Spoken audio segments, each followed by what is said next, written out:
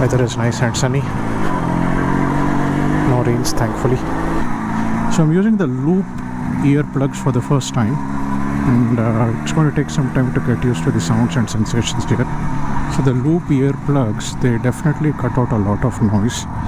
My concern is that they might be cutting out a little bit of noise from my immediate environment, that is the sound from traffic. I can definitely feel less of the engine, so I can already tell you that it's doing its job of cutting out a lot of noise. The question is, what kind of frequencies is it cutting out, and am I missing out on my awareness of people around me? You can hear my horn well. It's a 1987 model Yezdi 350 twin cast iron engine, and this makes around 21 horsepower, up from the 16 that the ROADKING 250cc used to make. And it's, in comparison, a bit heavier engine, but definitely a lot smoother because it's a twin. It doesn't give you the kick of a ROADKING engine as it enters its power band or drivable zone, but it's good, it's okay. Doesn't have the low end torque that the single has, but let's see. The era of 1960s and 70s where this was manufactured in this Czech Republic, I don't think they were looking to particularly make this a high revving lightweight engine. It's 1960s 70s technology, so it's a fairly heavy crank, so don't think that it's going to be as rev happy as, say, the Yamaha RD350, even though the competition against which this was benchmarked in those days would have been the Yamaha RD350. This is really not in that category. Technology is very simple. Piston port intake, twin cylinder, 350cc, around 21 bhp and 3.1 kg of torque. Both come in quite low, in the early 5000 rpm range, so it's very drivable. As with all of these engines from that era, the focus was not on high revving engines, it was more on drivability, and it does a good job at that. So very drivable engine. It does rev up to around 6000 rpm if you need it to, but that's not where its performance is. It's more in the mid-range, about 2000 rpm. Below 2000 rpm you will actually feel that it's a heavy and slow engine. So yeah, you have to keep in mind the era from which this has we are riding this. So let's just switch off here so that we don't smoke anybody. Oh, just as I said that the lights went green.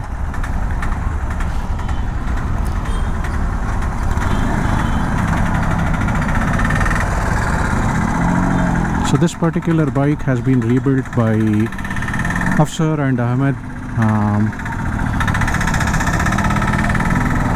almost 18 months. As I had all the parts lying with me, I had them first prepared for pre-painting, then the chassis and the other parts went for pre-paint treatment, they went for painting, chroming, and once all of that was done, there was still the part that you had to mechanically put the bike back together, which is where the mechanics actually come into their own right. So that's their domain, where they will decide at what speed and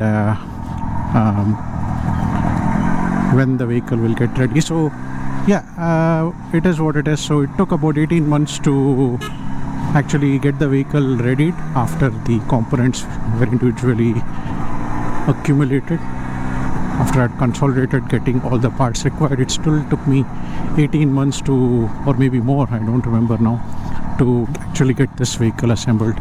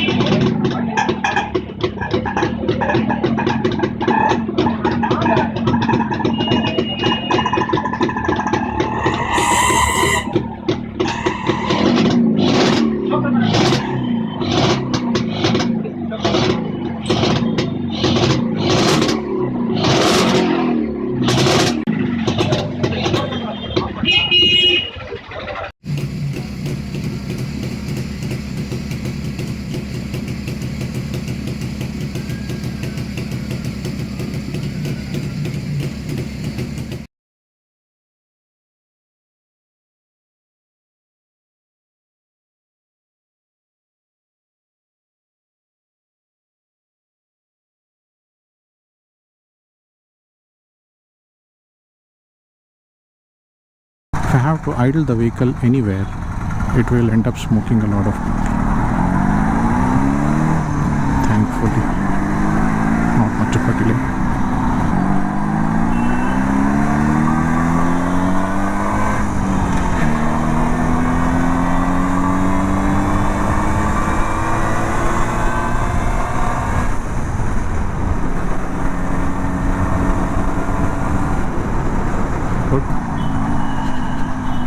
The bike is running on a RD front suspension, and the RD front suspension is definitely way better than the stock Yezdi suspension, but still, if you are comparing it to modern day suspension damping levels, nothing quite like it. Quite bumpy, quite stiff, and you would need to have a certain level of awareness that you can't just rumble and rattle over everything like you do on a modern day vehicle, or maybe even on a classic or a CL2 or a Road King. You need to be a bit more careful because the bike is heavier and much of that weight is more forward biased. Whether it's quicker than a Road King, probably yes. In outright performance, if you put it to test back to back, pretty sure this would come out on top by a little bit. But generally speaking, the Road King feels a lot more sprightly from the word go. Feels like it has a lot more low end readily available to it than the 350 twin. As you can see, below 2000 RPM, the bike just kind of like lugs slightly. Once you get past that, it's pretty fine. So it's got a good mid range. In third gear, 2500 RPM onwards, the bike goes really well. But generally speaking, the Road King is a lot more sprightly across the rev range than this twin. I would say this is a good relaxed cruiser from the 60s 70s era, even though it was launched very late in India. Yeah, this is like a good retro 2-stroke cruiser if you can live with the limitations of its slightly heavier nature and lazy revving characteristics. So what do you expect if you're coming from a Yezdi Classic or a Road King? Don't expect mind-blowing performance, but something different. Smooth, has a good exhaust note. It's a much bigger bike, 18-inch wheels, so you're not struggling for space. You don't feel puny. You feel that you're sitting on something substantial, different. Whether it excites you more than a Road King or a Classic, I doubt it. This is for a different kind of a mindset.